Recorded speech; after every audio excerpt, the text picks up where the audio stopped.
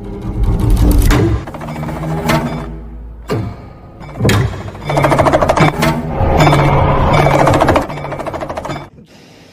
श्री महाकाल।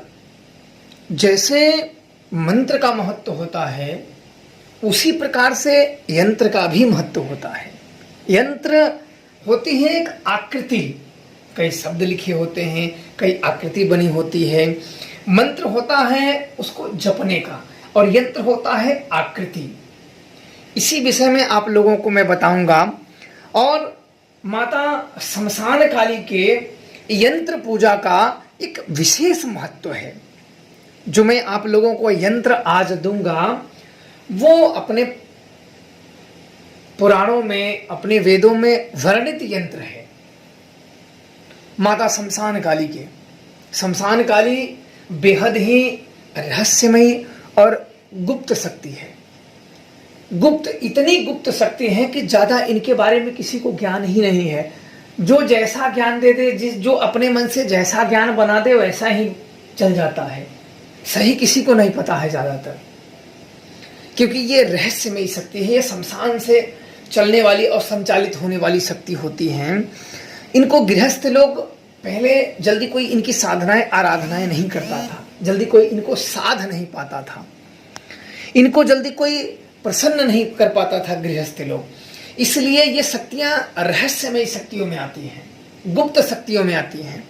इनकी साधना आराधना करने वाले बहुत ही कम मिलेंगे, और अगर थोड़े बहुत मिल भी जाएं तो वो भी उलट पुलट ही मिलेंगे। न विधियों का ज्ञान, न मंत्रों का ज्ञान, बस उनको नाम ही पता होता है। शमशान काली, कोई भूत बोल देगा, कोई प्रेत बोल देगा, कोई क्या बोल देगा, अपने अपने तरीके से। इनके आज मैं जो आप लोगों को यंत्र दे रहा हूं, ये अपने पुराणों में, अपने वेदों में, अपने ग्रंथों में ऋषि मुनि दे चुके हैं, ताकि आने वाली पीढ़ियां भटके ना।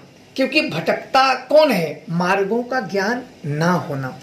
अगर आपको मार्गों का ज्ञान है तो उसमें भटकने का कोई रास्ता ही नहीं होता कि हम उसमें भटक जाएं।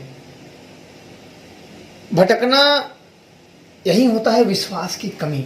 जहां विश्वास हो वहीं श्रद्धा है, और जहां श्रद्धा है वहीं भक्ति है। तो इस शमशान काली यंत्र का मैं आप लोगों को सामने दे दूंगा। शमशान काली यंत्र को किसी भी तांबे के या पीतल के बर्तन में सिंदूर से बनाना है।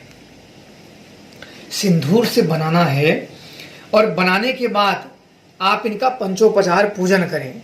नैवेद्य, धूप, दीप सब इनको अर्पण करके, और मंत्र जो मैंने दिया है काली काली महाशमशान काली, उसी मंत्रों के साथ इनकी पूजाएं करें और सिद्धियां करें, साधनाएं करें।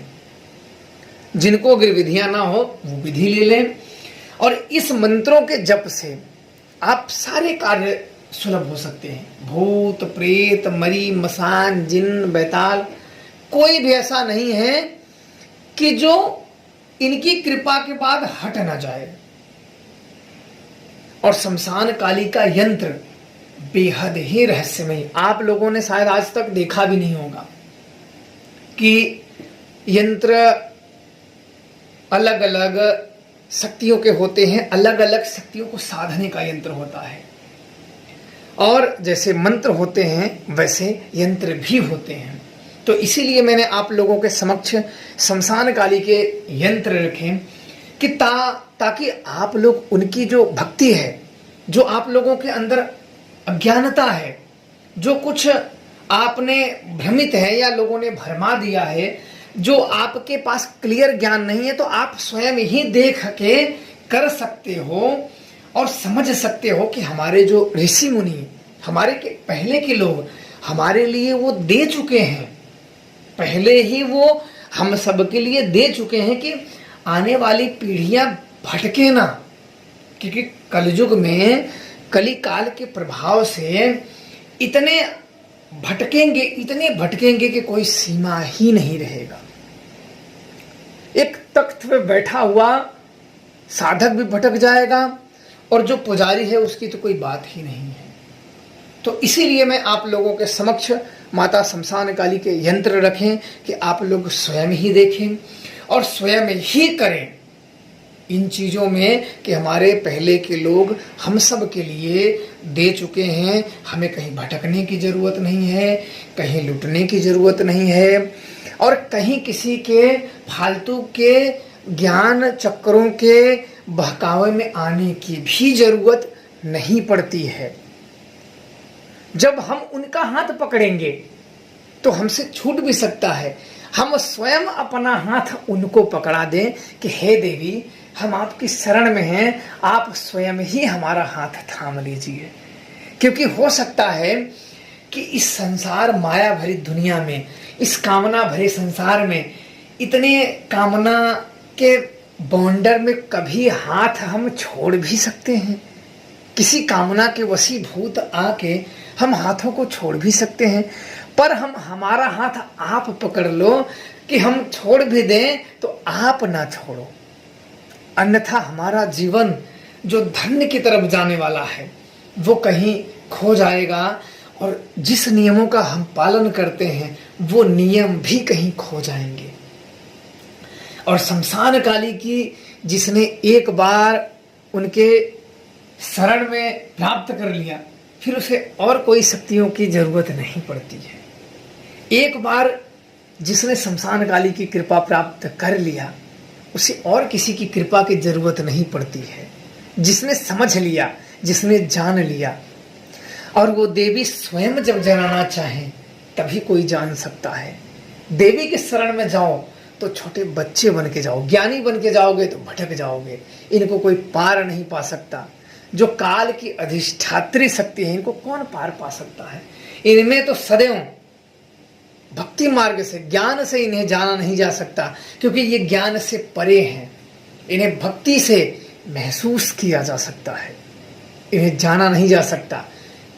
इसलिए सदैव इनकी भक्ति करिए, विनम्र रहिए। जहाँ भक्ति है वहीं शक्ति है, जहाँ श्रद्धा है वहीं भक्ति है, और जहाँ भक्ति है वही शक्ति है। जहाँ श्रद्धा ही नहीं है वहाँ भक्ति भी नहीं है, और जहाँ भक्ति ही नहीं है वहाँ शक्ति भी नहीं है।